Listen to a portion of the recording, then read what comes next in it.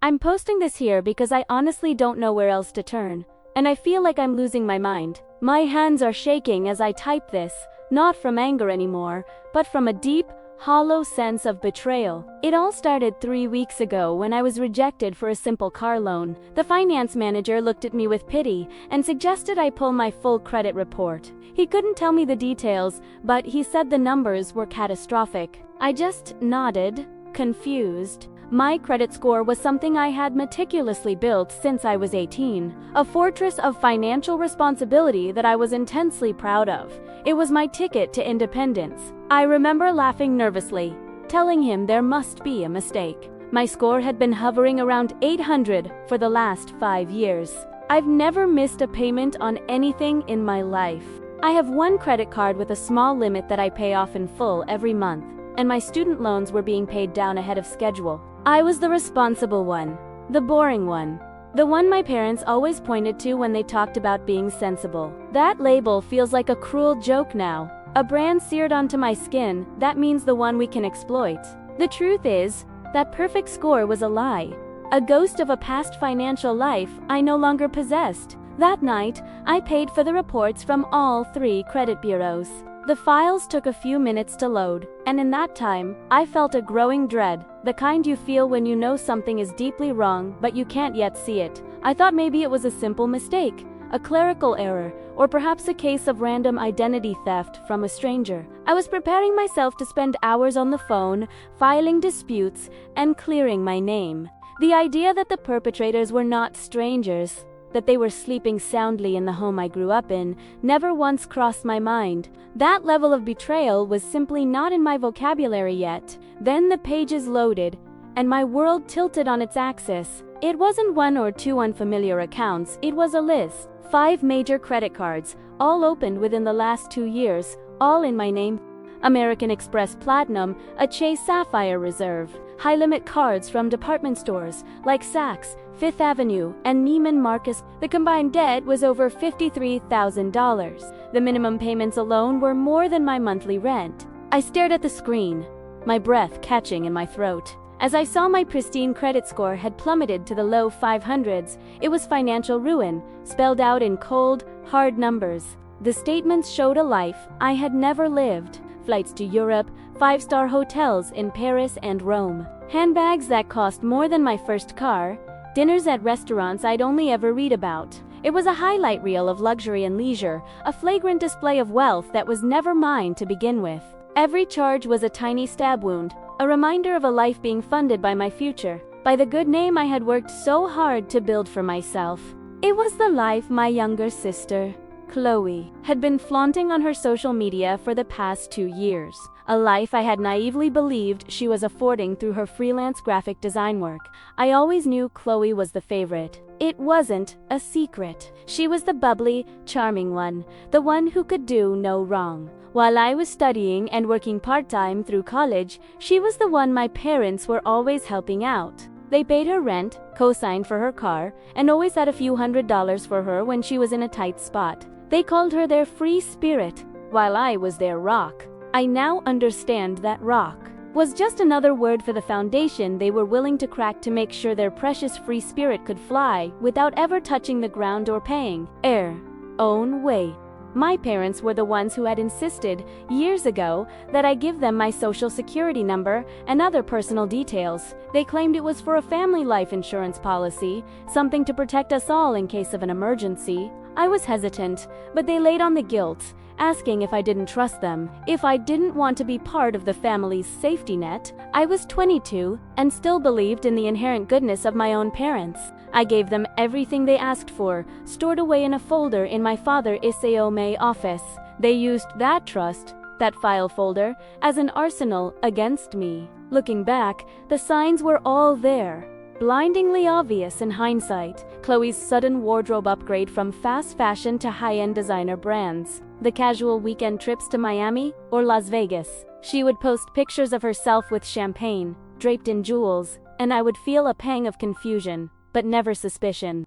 My parents would just smile fondly and say, "Chloe is so creative, she finds the best deals." or her new design clients pay very well. They built a narrative of success around her that was as fake as the designer bags she was carrying, all charged to my name. The more I scrolled through the charges, the sicker I felt.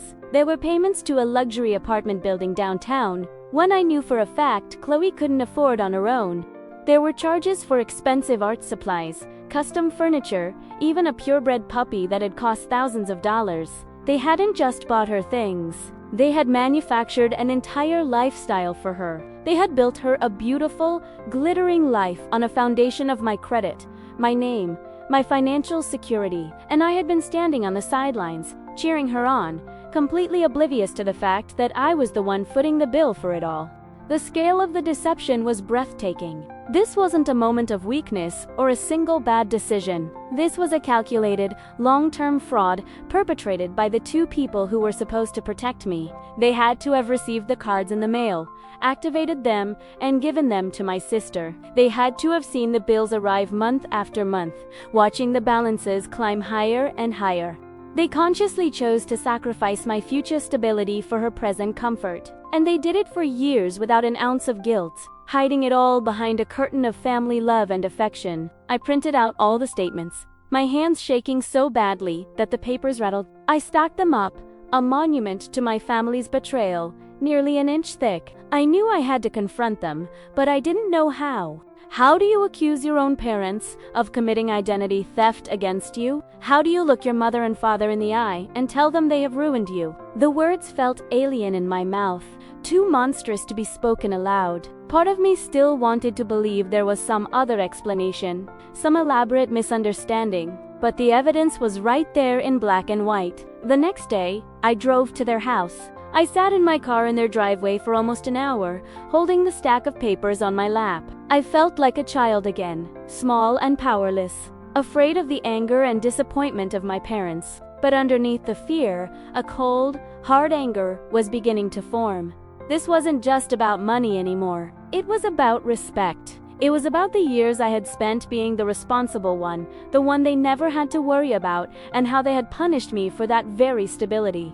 My reliability had made me the perfect target for them. I finally walked in, finding them in the kitchen with Chloe, laughing over coffee. The scene was so painfully normal, it felt like a slap in the face. They greeted me with smiles, asking why I was visiting on a weekday.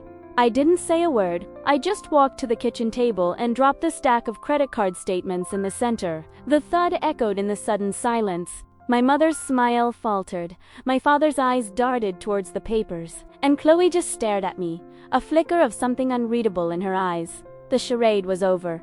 "What is this?" my mother asked, her voice tight, but she didn't touch the papers. She knew exactly what it was. Her inability to even feign surprise was perhaps the most damning evidence of all. My father just cleared his throat and looked down at his hands, a man who had suddenly forgotten how to speak. Chloe, however, took a sip of her coffee, her hand perfectly steady, as if she were watching a mildly interesting television show. That composure, that complete lack of shock or remorse, was what finally broke me. It was the moment I knew I wasn't dealing with a mistake.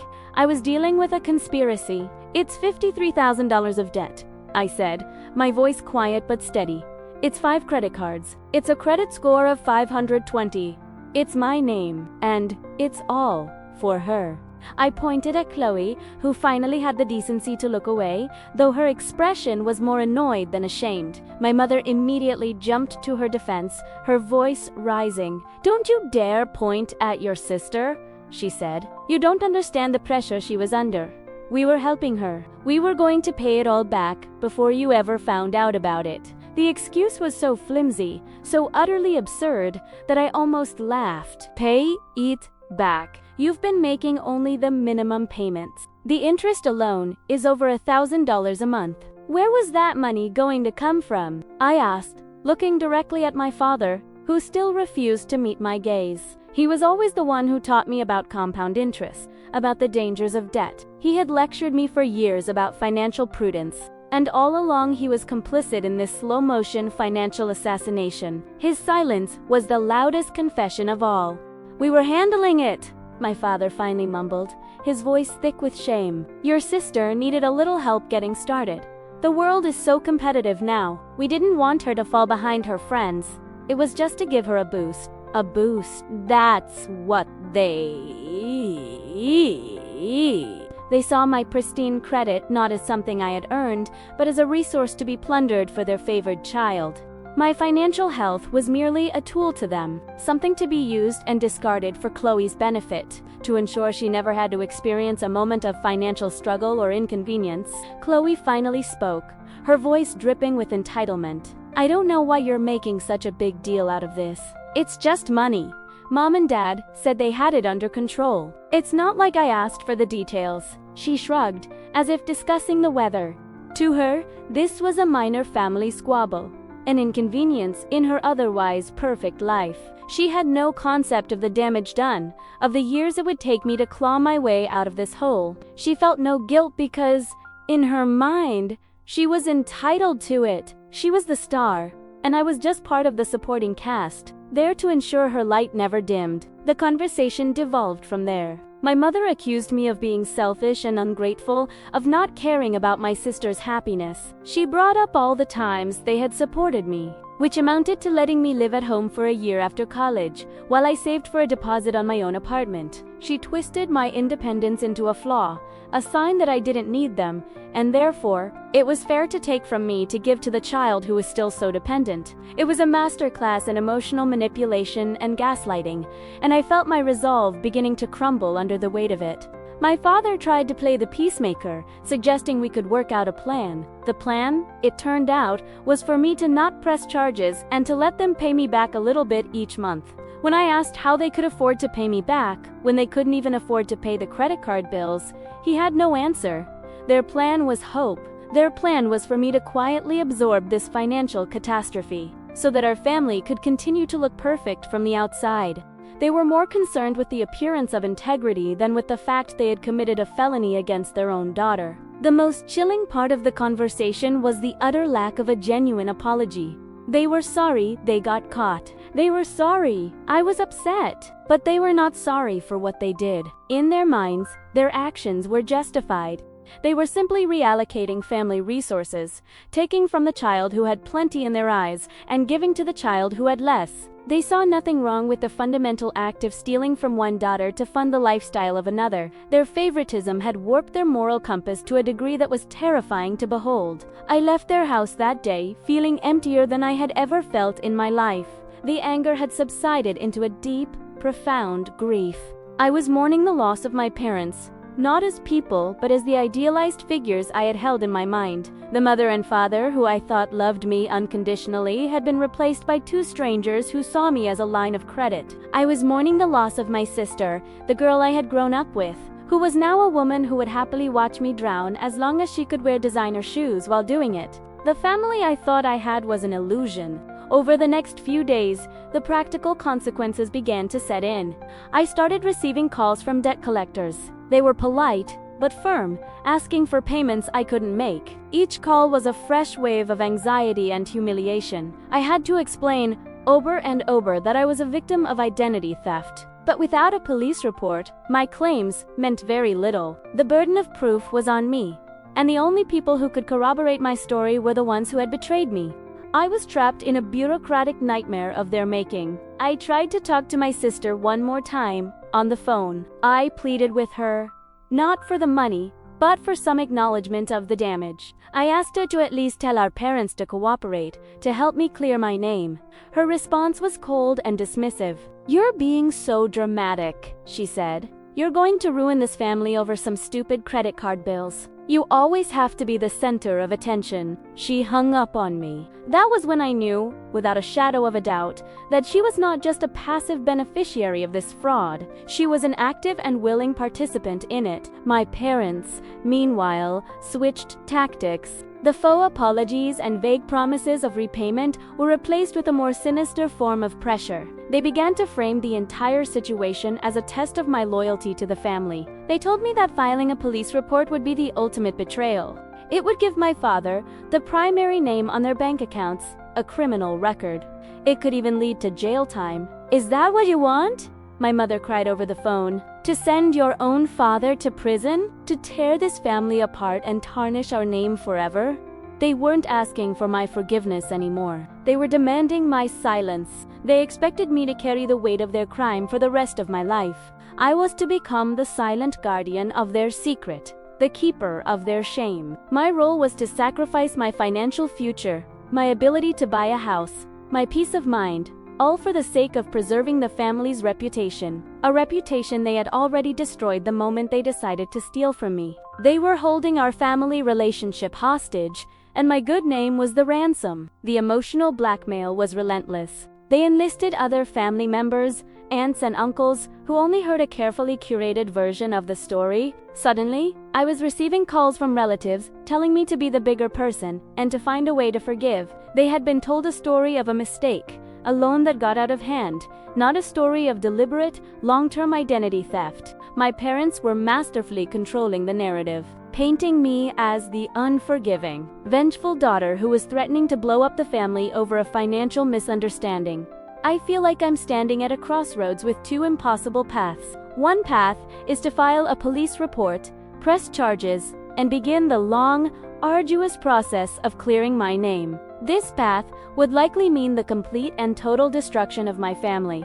I would lose my parents and my sister forever, and I would be branded as the one who sent her own father to jail. The other path is to do nothing, to accept this $53,000 debt as my own. It would mean years, possibly decades, of financial struggle, but it would preserve the fragile peace and keep the family unit intact, at least on the surface. But what kind of family am I even trying to save? A family that sees me as a resource? A family that demands my silence in the face of their crime? A family where love is so conditional that it evaporates the moment I stand up for myself? The more I think about it, the more I realize that the family I'm trying to hold on to may have never existed in the first place. It might have all been a lie, a performance I was too naive to see through. Perhaps the theft wasn't the beginning of the problem, but merely the final, undeniable symptom of a sickness that has been there all along. The weight of this decision is crushing me. Every time a debt collector calls, I feel a surge of anger that tells me to report them. But then I think of my father's face, the shame in his eyes, and the part of me that still loves him hesitates. I think of all the holiday dinners and birthdays, the shared memories, and I wonder if I can really be the one to burn it all to the ground. They have put me in an impossible position, where either choice I make will lead to a profound and irreversible loss. I either lose my financial future, or I lose my entire family. So, that's why I'm writing this here. Two strangers on the internet. Because I can't talk to anyone in my life about this. My friends wouldn't understand the complexities, the lifelong dynamic of favoritism that led to this moment. They would just say, "Call the cops," without understanding the emotional fallout. I'm hoping that someone here has been through something similar. How do you choose between self-preservation and family? Is it possible to salvage anything from this wreckage? Or do I just have to accept that my family is gone and focus on saving myself? The irony is that my parents always praised my good judgment. They trusted me to make the right choices, to be the sensible one. And now, they have left me with the most difficult choice of my life. A choice where there is no right answer, only varying degrees of pain and loss. They have leveraged my love for them against my own well-being. And it is the cruelest, most calculated betrayal of all. My name is on those credit cards, but my heart is what they truly broke, and my trust is the debt that can never be repaid. They stole more than money from me. I sit here, looking at the ceiling, surrounded by unopened letters from collection agencies that I can't bring myself to deal with just yet. Every single one of them is a testament to what my family thinks of me. They are reminders that, in the grand calculus of my parents' love, I was the acceptable loss. Chloe's happiness was the asset to be protected at all costs, and my financial security was the collateral they were more than willing to sacrifice without a second thought. This realization is a bitter pill to swallow, one that lodges itself in my throat and makes it hard to breathe sometimes. It's a truth that has redefined my entire past. I often wonder if they even feel a sliver of guilt when they see Chloe in her expensive clothes or hear about her latest vacation. Do they see her and think of the mountain of debt they've buried me under? Or do they just see their perfect, happy daughter and congratulate themselves on a job well done? I suspect it's the latter. In their minds, the ends justified the means. The goal was to provide Chloe with a life free from struggle, and they succeeded. The fact that they did so by imposing a life of struggle onto me is just a minor detail, an inconvenient footnote in their story of parental devotion. This whole ordeal has taught me a very harsh lesson about love and family. I used to think that love was about support and sacrifice, and it is. But I learned that from my parents, I was the one who was only expected to do the sacrificing, and Chloe was the one who was only expected to receive the support. The love was never equal. It was a rigged system from the start, and I was just too busy being the good daughter to notice the rules of the game were written to ensure that I would always, eventually, lose. My compliance was mistaken for contentment. Now, my days are filled with a low-grade hum of anxiety. I check my credit score obsessively, watching it sit in the gutter. I screen my calls, my stomach lurching every time the phone rings with an unknown number. I can't even think about making any long-term plans. Buying a house, which was a dream I was getting close to, now feels like an impossible fantasy, a life that belongs to someone else. They didn't just steal my money. They stole my future, my dreams, my sense of safety and security in the world. They've made me a prisoner of their choices. The trust I had in them is gone, completely incinerated. I look at old family photos, and I can't see the happy memories anymore. All I can see is the lie. I see a smiling little girl standing next to the people who would one day gut her future without blinking. It's as if the past has been rewritten, tainted by the knowledge of what they were capable of. How can you rebuild from that? How can you ever look at your own parents and not see the people who chose to destroy you to uplift your sibling? That's a question I don't think I'll ever have an answer for. I tried to calculate how long it would take to pay it all off if I took responsibility for it. Assuming I could even consolidate the debt with my ruined credit, it would be over a decade of aggressive payments. A decade of my life dedicated to cleaning up their mess. A decade of putting my own life on hold so Chloe could continue to live her carefree existence. The sheer injustice of it is staggering.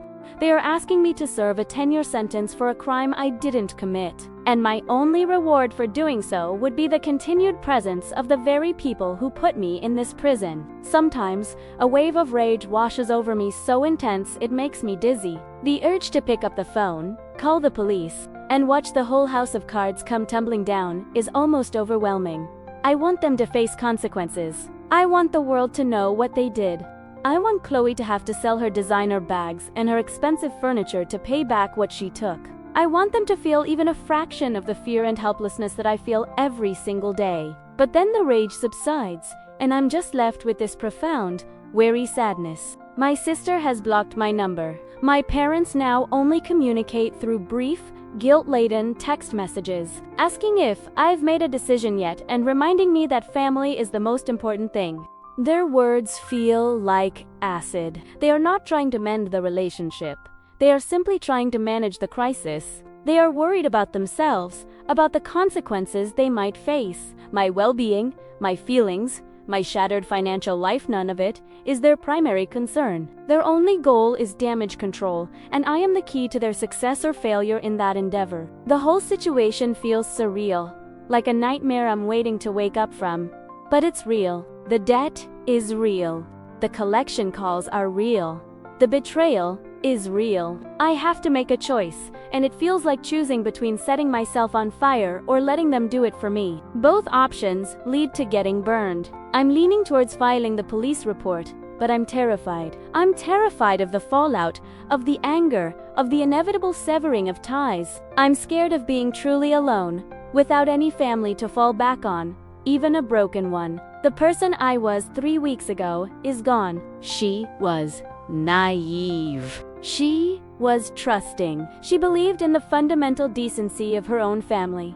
I don't know who I am now. I feel like a ghost haunting the edges of my own life, watching as everything I've built is dismantled. I've become cynical and suspicious. I look at happy families in public, and I feel a pang of jealousy so sharp it hurts.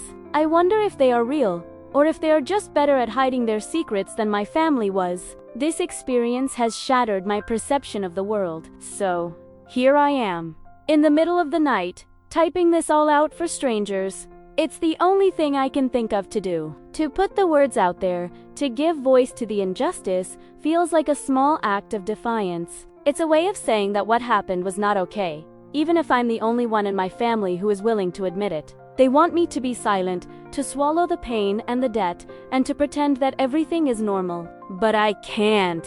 The silence is choking me. This post is my attempt to breathe again. My parents taught me to be strong and independent. It's the ultimate irony that I now have to use that strength and independence against them, just to survive. They created the very person who might have to be the one to hold them accountable for their actions. Perhaps they should have thought of that before they decided to gamble with my future. They wanted a rock, someone solid and dependable. But rocks don't just absorb endless pressure. Sometimes, under enough strain, they break. And sometimes, they crush the things that are trying to destroy them. What would you do? Would you sacrifice your financial soul to save a family that has already proven they would not do the same for you? Or would you cut the cord, detonate the bomb, and walk away from the wreckage to try and build a new life from scratch, completely on your own? There is no easy answer. I know that. But I'm so tired of feeling paralyzed by this decision. I feel like I'm drowning, and my own parents are the ones holding my head underwater, telling me it's for my own good and for the good of the family. I reread the credit card statements sometimes, just to remind myself that I'm not crazy. The charges for Chloe's birthday trip to Ciabelo, the bill from the Michelin-starred restaurant on my parents' anniversary, a gift from Chloe. The online shopping sprees that happened every few weeks like clockwork. It's all there. A detailed ledger of their betrayal, a paper trail that leads directly from my stolen future to their celebrated present. Every line item is a piece of evidence. A reason why I should probably pick up the phone and make the call that will change all of our lives forever. The last time I spoke to my dad, he cried. He said he was so sorry, that he was weak and he just wanted to see his little girl happy. He begged me not to ruin his life, not to destroy my mother. He told me he was old, and his health wasn't good. He was appealing to the daughter he had raised me to be. Compassionate, forgiving, and dutiful. He was using the love I have for him as a weapon against me. It was the most manipulative and heartbreaking conversation of my entire life. It felt like he was trying to guilt me into setting myself on fire just to keep him warm. My sister posted a photo yesterday. She was on a yacht, smiling, holding a glass of champagne. Her caption was #blessed.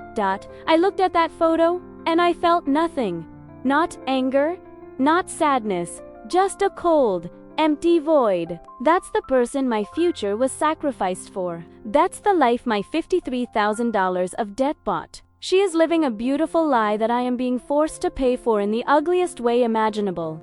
The disconnect between her reality and mine is a canyon so wide I don't think we could ever shout across it to each other again, even if we wanted to. And my mother, she continues to believe she is the victim in all of this. She is heartbroken that I would do this to the family. In her mind, my discovery of the fraud is the problem, not the fraud itself. My refusal to quietly accept the debt is the betrayal, not the act of them stealing from me. She has so thoroughly convinced herself of her own righteousness that there is no reaching her. She lives in a world where her intentions are all that matter, and the devastating consequences of her actions on my life are just unfortunate but necessary collateral damage. It's a level of delusion I find staggering. My apartment lease is up in 3 months. I won't be able to get a new one with my credit this destroyed. I might have to move back into their house. The thought fills me with a horror so profound it's visceral. Living under their roof, seeing them every day, being a prisoner in the home of my financial and emotional abuser sits unthinkable. But it might be my only option, and I know that's part of their calculation. If I am dependent on them for shelter, it will be that much harder for me to fight back. It's another chain to keep me shackled to their narrative. I have an appointment for a free legal consultation next week. I haven't decided if I will go. Just making the appointment felt like a betrayal, a step down a path I can't come back from. But I also know that I need to understand my options. I need to know what the process would look like if I decided to fight. I need an expert to tell me if there's any hope of untangling this mess without completely severing all ties. I'm holding on to a sliver of hope that there is a third path I just can't see yet, though I doubt it exists. The whole thing feels like a slow-motion car crash. I saw the initial impact alone rejection end. Now I'm just sitting in the wreckage, watching the smoke rise and trying to figure out which parts of me are salvageable. It's a lonely place to be. The isolation is one of the worst parts of it all. I feel like I'm carrying this massive, toxic secret, and the weight of it is bending me out of shape. I don't smile as much anymore. I don't sleep through the night. I am being fundamentally changed by their betrayal, and I resent them for that most of all. They took my good name, a name I shared with them, and they dragged it through the mud, and now they are asking me to be the one to clean it up, to wash away their sins with my own future earnings and my silence. They want me to carry the stains so they can remain pristine in the eyes of the world. It is the most selfish act I have ever witnessed, a complete abdication of parental responsibility. They were supposed to be my protectors, but they proved to be the very people I needed protection from. That is a wound that I don't think will ever truly heal, so Iamstuk. I am a daughter who has been financially and emotionally abandoned by her entire immediate family. My choices are to either become a martyr for a family that doesn't deserve my sacrifice, or to become a pariah who chose to save herself at their expense. They have made me the arbiter of their fate, a role I never asked for and do not want. My decision will define the rest of my life and the rest of theirs. The power they have given me is a cruel burden, a final act of manipulation in a long and sordid story of favoritism and fraud. I don't know what to do. This is the entire story. The whole ugly truth of it. Laying it all out here has been painful, but also strangely clear. Seeing the sequence of events, the pattern of behavior, the sheer scale of the deception, it hardens my resolve. It reminds me that I am not the one who broke this family. I am simply the one who is being forced to acknowledge that it was broken all along. Their actions were the cause, and my reaction, whatever it may be, is just the consequence. It's time for them to face the consequences of their own choices. For once, maybe self-preservation isn't selfish. Maybe it's the only sane response to a situation designed to destroy you. Perhaps the most loving thing I can do for myself is to finally stop setting myself on fire to keep others warm. The future is terrifying, especially a future where I might be completely on my own. But the present, this limbo of debt and betrayal, is unbearable. A clean break, however painful, might be better than a slow poisoning. I think I know what I have to do. The path forward is finally becoming clear, even if it is shrouded in darkness, and I have to walk it alone.